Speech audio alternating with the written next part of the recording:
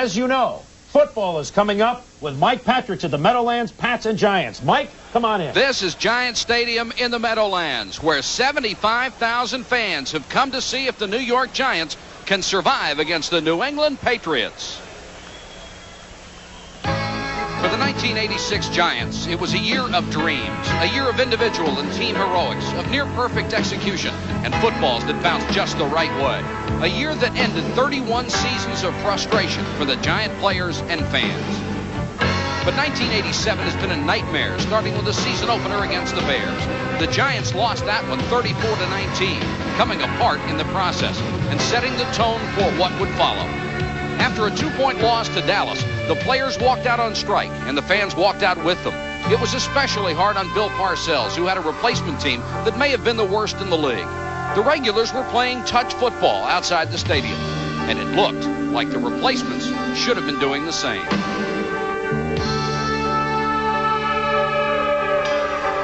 The regulars came back to beat St. Louis, but the wheels came off in the fourth quarter in Dallas. Phil Simms suffered an ugly knee injury, and Bill Parcells' face showed it all. The Patriots are 4-3, but it's been a bumpy road for Raymond Berry. Injuries have cost them 5 starters, including Craig James and Tony Eason. That means Steve Grogan, the best relief man in the NFL, will go bombs away from the opening snap as the Patriots face the Giants.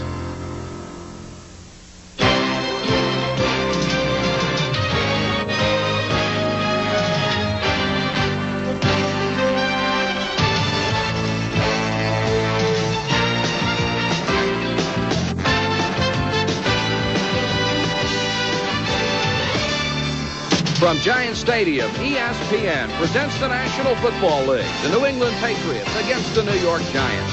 The Patriots are 4-3 with sole possession of first place in the AFC East. They're the only team above 500. The Giants come in 1-6, and even though Washington lost to Philadelphia today, New York has no designs on a title. They are simply dead. Well, now it's 1st and 16, 1st and goal from the 16. Giants have been down here forever and nothing happened. Rutledge to a wide-open Bavaro. Slipped the tackle. Touchdown, Giants. What power.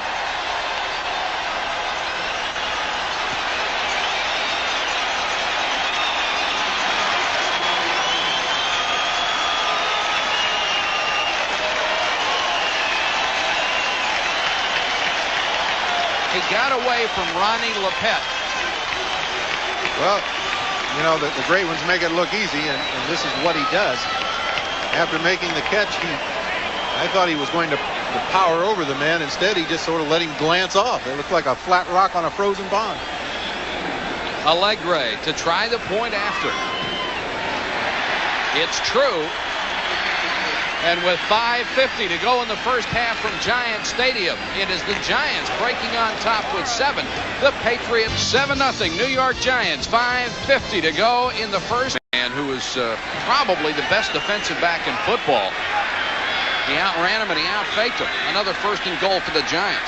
That, of course, Raymond Claiborne. Rutledge wide open as Adams. Touchdown, Giants.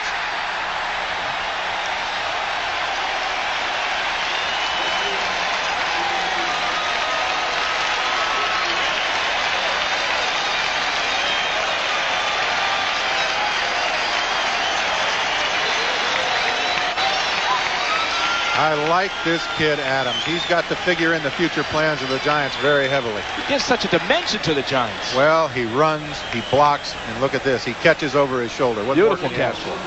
Nice catch last week, too, against the Cowboys we were watching the other day.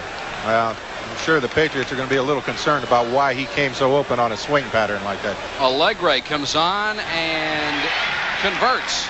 It's 14-0 Giants. And how about Rutledge? 14 out of 20 after those early interceptions. Now 14 out of 20, 178 yards and 2 touchdowns. Jeff Rutledge, after the touchdown, gets a little fired up, too. Doing a nice job in relief of Phil Simms, who incidentally could be back as early as next week, perhaps. There's a kid that stood on the sidelines and helped with the studying and the game plan and been cooperative with a coach and so on. And you know what? He's learned a lot from it, and now he's putting it to good use out on the field. Really showing it tonight, and it's a